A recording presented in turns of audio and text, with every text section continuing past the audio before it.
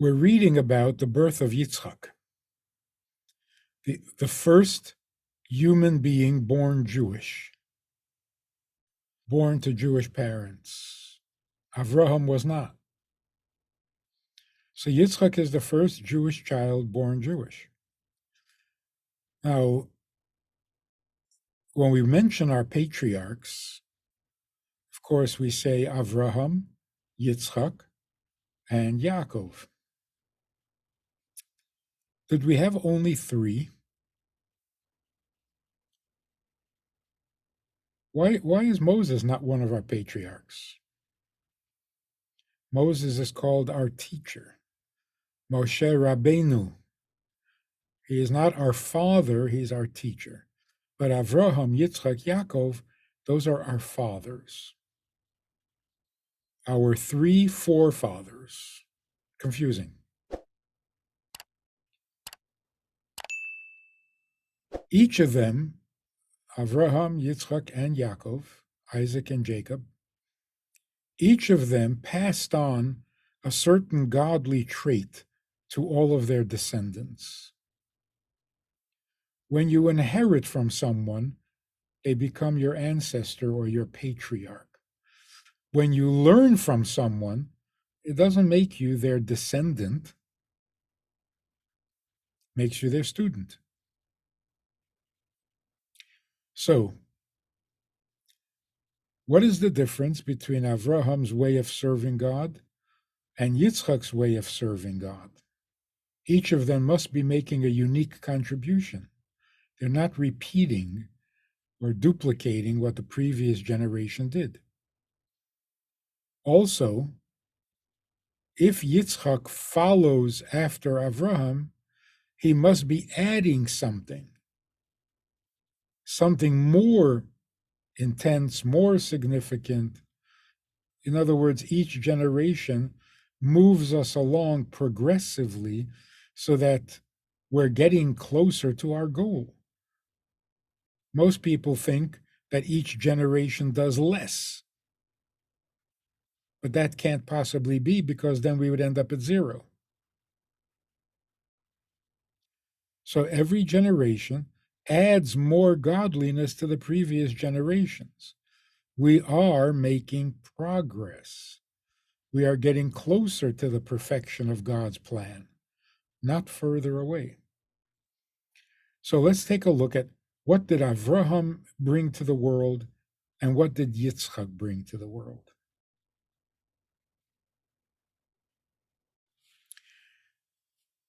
The Torah mentions Avraham digging wells, getting into arguments about those wells with Philistines.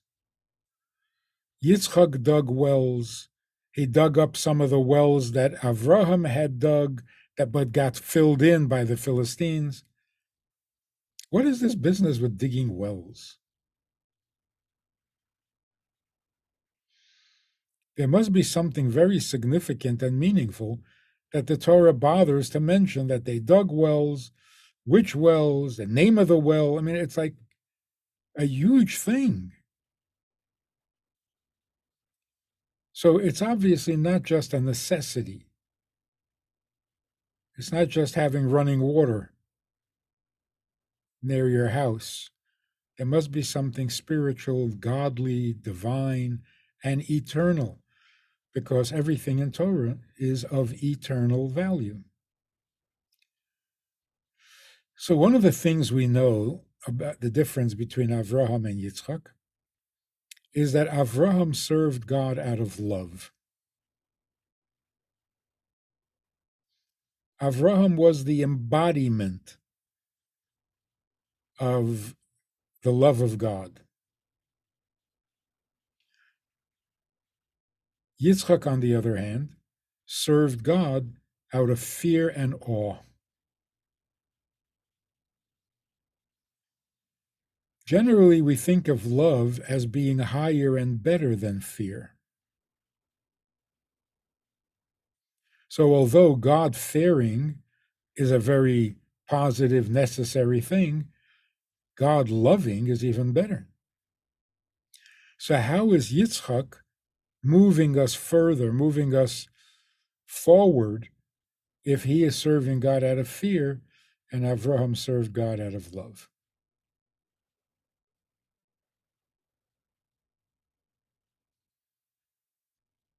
So, concerning the wells, what happened technically, Avraham dug wells, the Philistines came along and closed in, filled in the wells, and ruined them. Yitzchak redug those same wells, and the Philistines did not ruin them a second time. I guess they were more in awe of Yitzchak than they were of Avraham. The world was basically into idol worship. In the times of Avraham, everybody was worshiping idols. Not that they didn't believe in God. Of course, they did. They knew that God was the creator, not the idols. They considered the idols lesser gods. But they knew that there was one God who created the world and everything in it. They referred to God as the God of gods. So why the idols? They were convinced that God is infinite, eternal, endless, and so on, and therefore it would be inappropriate for God to get involved in the affairs of the earth. God created the earth, but God is not a farmer who is going to worry about bringing bread out of the ground. God is a creator, and he created man to be fruitful and multiply. God does not get involved in the fertility or infertility of a woman or a man. In other words, God created the world, but he left it in the care of smaller gods who get involved in the everyday affairs, and God went off to do something else or nothing else, whatever. In other words, they believed in God, they did not believe that God runs the world. They thought it was beneath his dignity to do that. So God appoints lesser gods like the sun, the fertility god, the thunder god, and they take care of all of the needs of human beings. And that's why, if you're going to pray, don't pray to God. What are you asking God to help you with your ingrown toenail? That's blasphemous. For that, you have to pray to the toenail god, whoever's in charge of that department, which seems quite respectful and decent and thoughtful. And why is idolatry so wrong? The reason idolatry is wrong is because you're behaving as if the sun has the option of shining or not shining, of making things grow or not making things grow, and you have to appeal to him, to the sun, in order to get him to do his job. Or the moon can shine or not shine, and you have to convince the moon to be nice.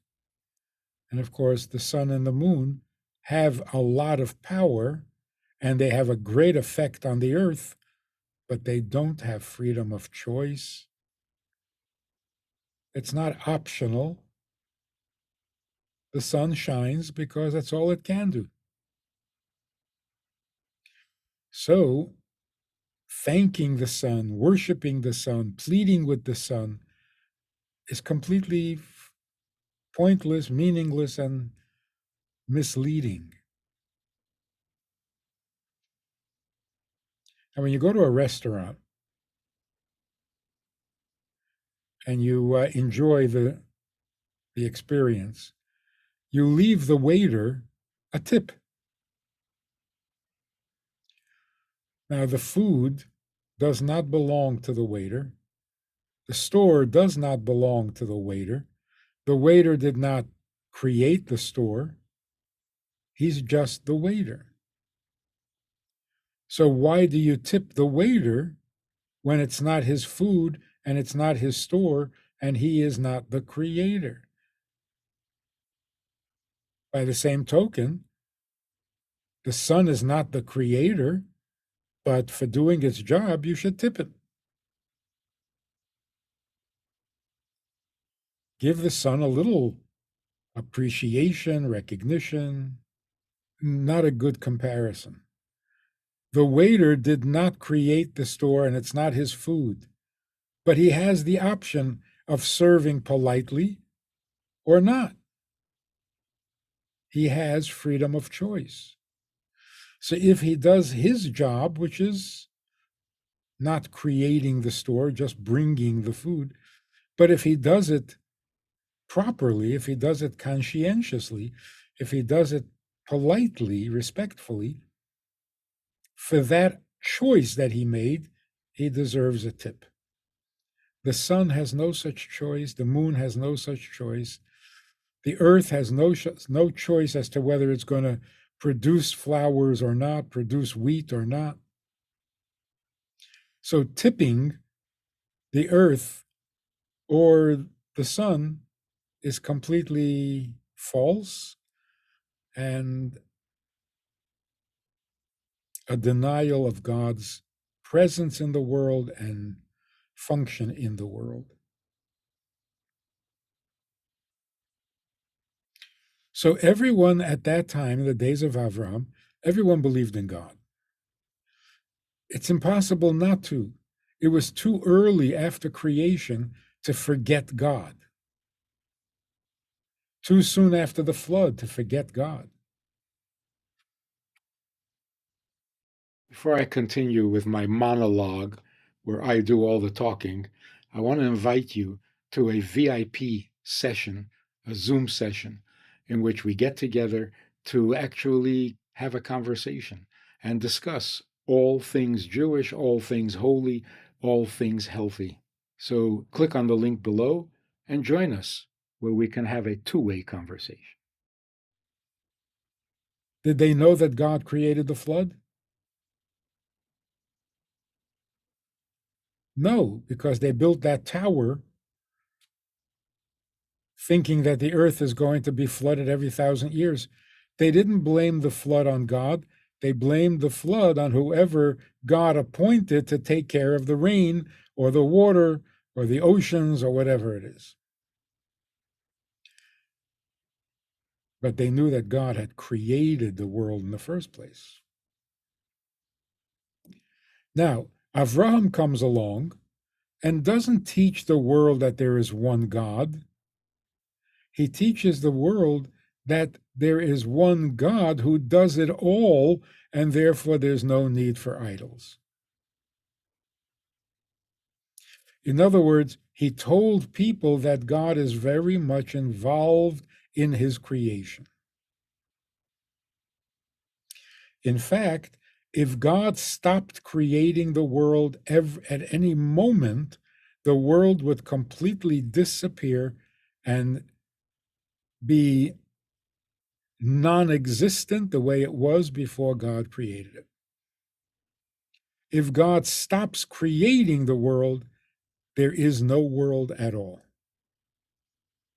So God can't leave the world. He's got to be creating it constantly.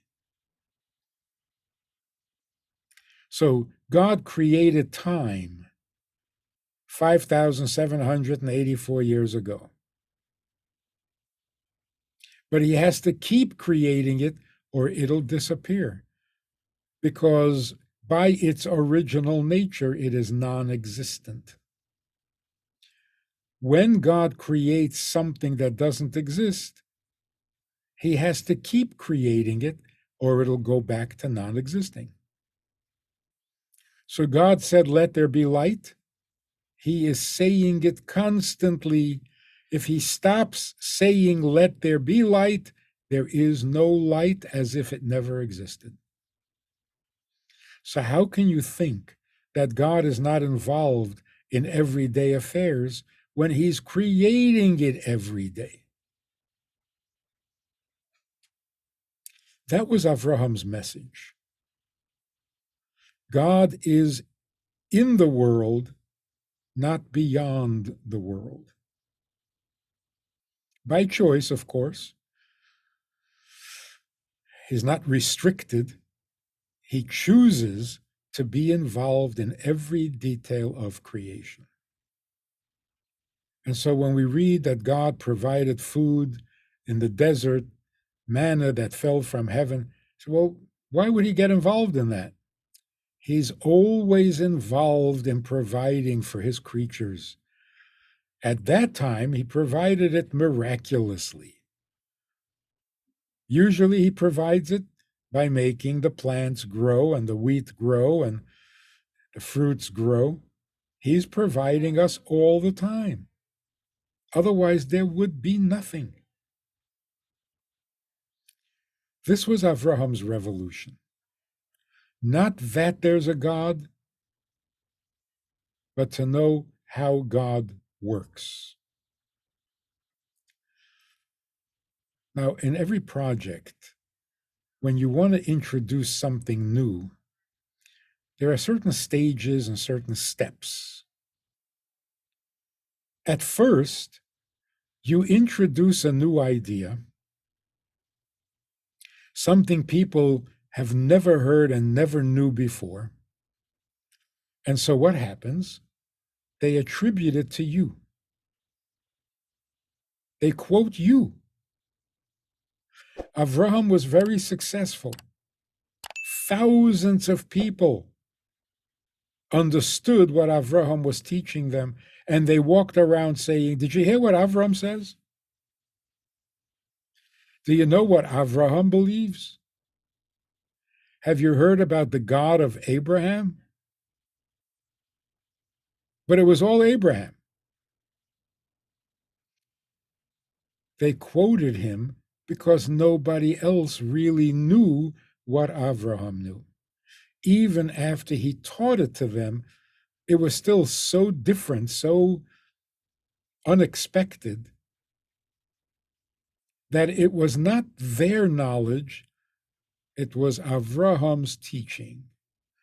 In other words, Avraham imported godly information to a place that had none of their own.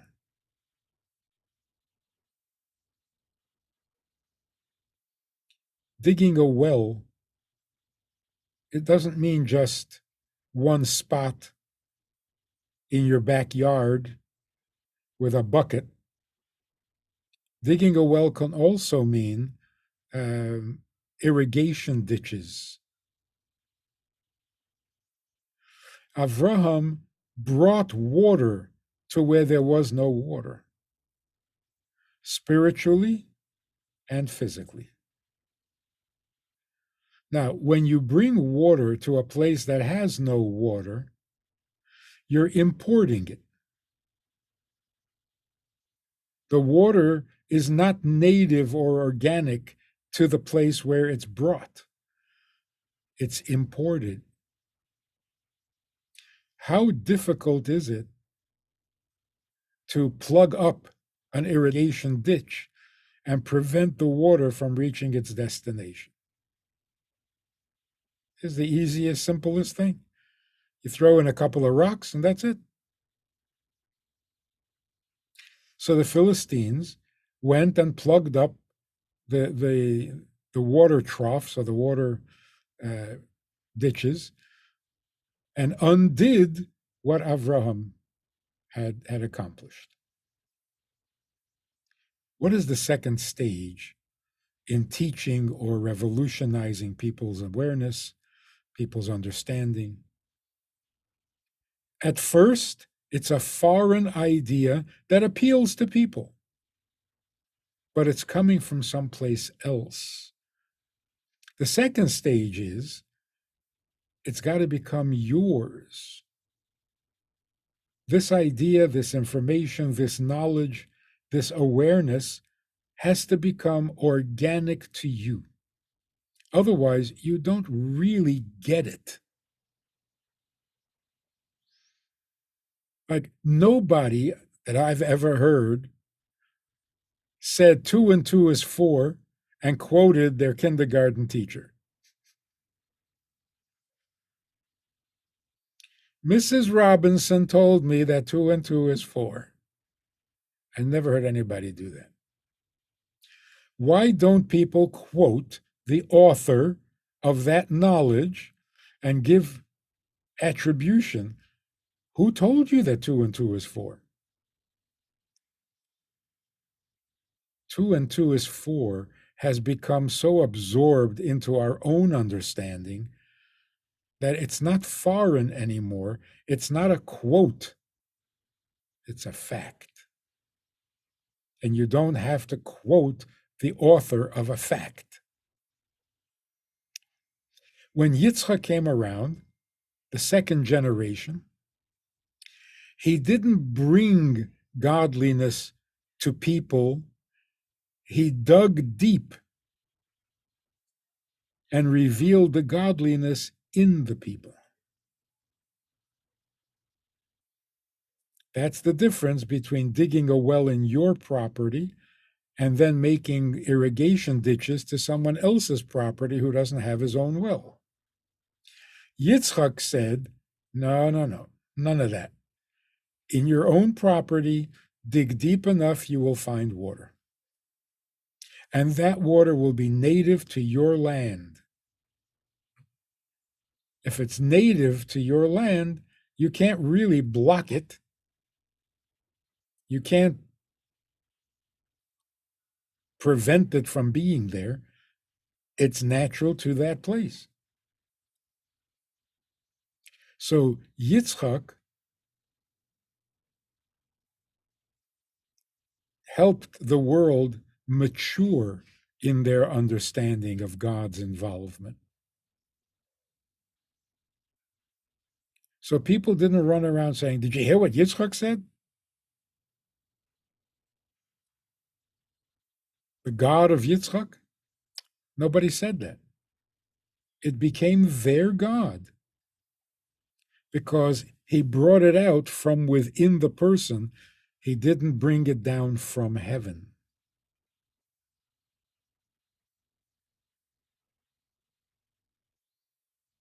Now, what is the difference between love and fear? Love is imported.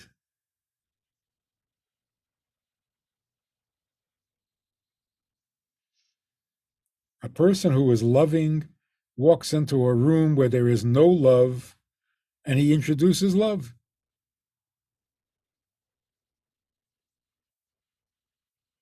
You fall in love with someone who does not love you. So you introduce the love to where there isn't any. That's why love can so easily be lost. It's my love for you. It doesn't belong to you. It's not organic to you. It's me loving you. Well, I get into a bad mood and it's all over.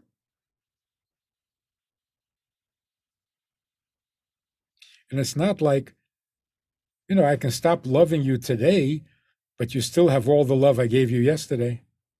No, you don't have anything. Hey, I left you with a lot of love. No, if you stop loving me, it's gone. You used to love me?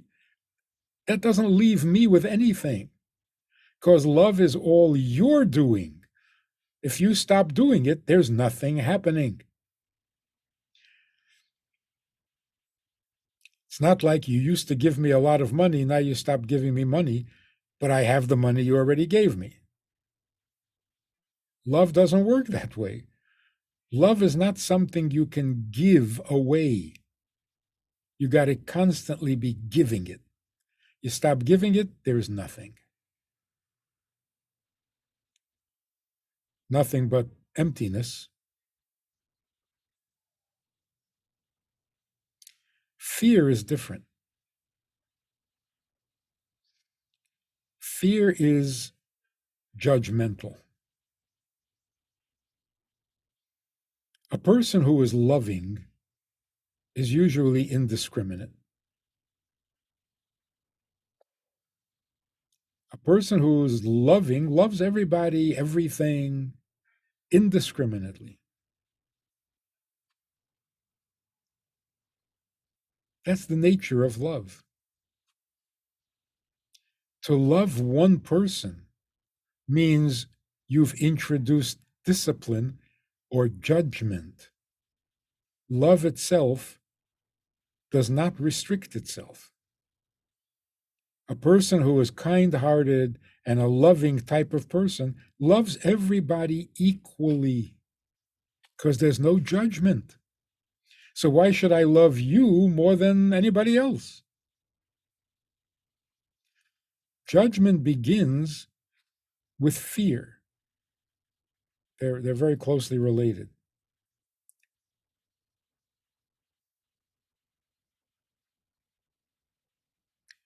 Fear means I'm affected by you.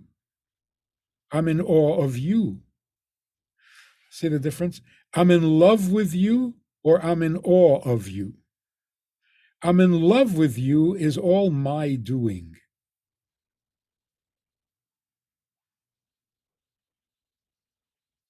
I'm in awe of you is all you're doing. You're awesome. So awe means I'm reacting to you. If I stop being in awe of you, you're still awesome.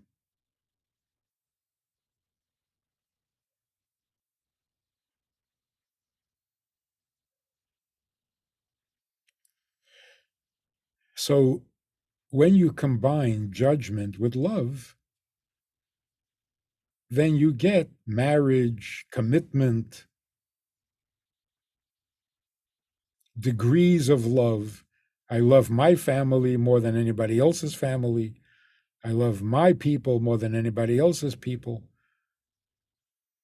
because it's mine.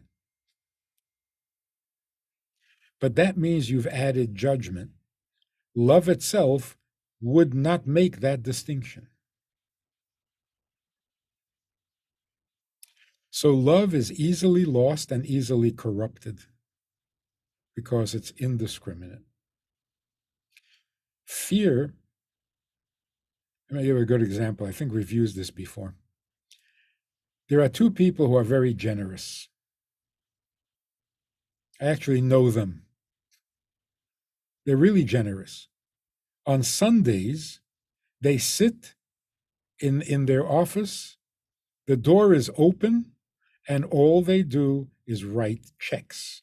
People line up who need help, who need a donation, who need, and they hundreds of people file by, and every one of them gets a check. That's their charity day. But they're different. One of them has a policy: whoever comes to him on Sunday gets $100 check. No questions asked, $100. The other one is a little more particular. He wants to know what you need the money for and why can't you do it yourself and what he wants to know what the problem is. And then he decides how much he's going to give. So some people will walk away with $100, some people will walk away with 1,000, depending on the need. The first guy, $100 to everyone who wants, no questions asked, that's love. Indiscriminate. The second guy, who wants to know what the issue is, that's more judgmental. Why do you need the money? Prove you need it. Tell me what the problem is. What do you mean you need $100? Your problem is much more expensive than that. $100 won't do it.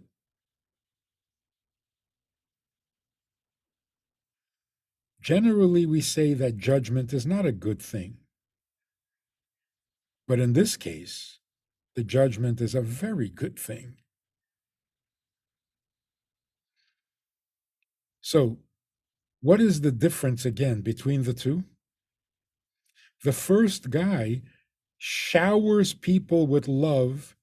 He has no idea who he's loving, doesn't care. The second guy actually engages with the person. He needs to know who you are, what's going on, what is your problem, what is your need. He actually gets closer to the people than the first guy, and yet the first guy is acting out of love, unconditional love. And the second guy is acting out of judgment, and he's getting closer.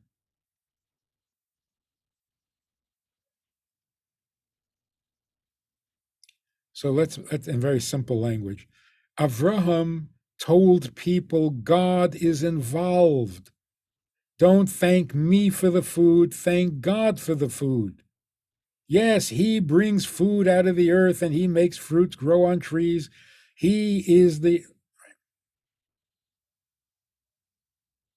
Yitzchak probably did a different took a different approach. He would sit down with a person and say, "Who do you think makes the wheat grow from the ground? What do you think? What do you believe? That the sun does it by itself? Figure this thing out. Think it through." In other words, Yitzchak was plumbing the person's own intelligence and sensitivities to reveal within the person's conviction, the person's understanding, and the person's sensitivity. Like the second guy giving out the charity. Who are you? What do you need the money for? Are you sure you need $100? Maybe you need more. Maybe you need less.